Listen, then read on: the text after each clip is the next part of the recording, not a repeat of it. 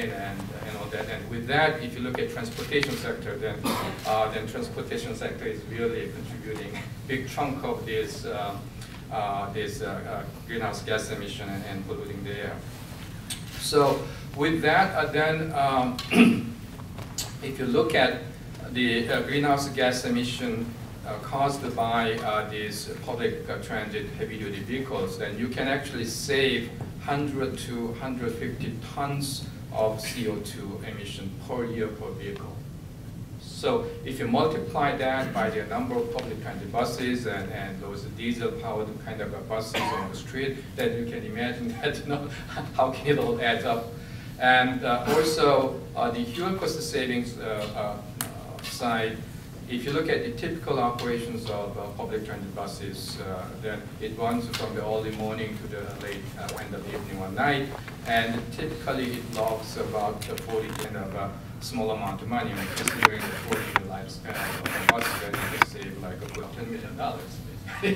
So it's a lot of money, kind of a cost savings, which can be kind of used for supporting zero tailpipe emission and clean transit, and this is what I want to talk about basically.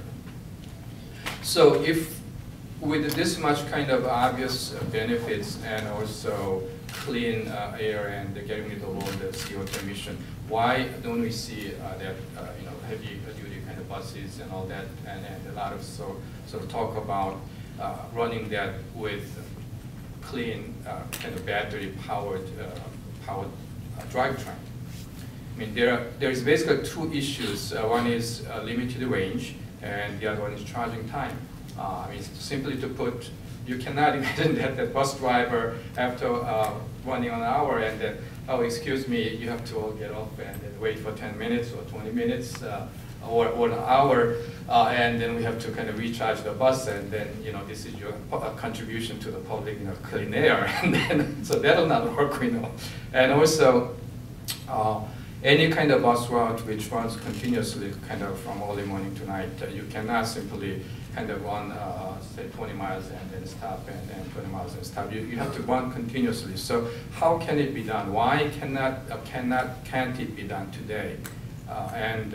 Why say we expect that the battery technology, for instance, will improve over time, but historically and also the predictions by the market analysts say that in 15, then we basically look at how much energy can it get back by the aggregate dwell time or stop time at each bus terminal or stops where we place or we ascending kind of the slope and things like that for performance reasons. So when you aggregate all these, the energy replenished, during this charging en route to the destination, you basically come back to the starting point with the same amount of energy levels.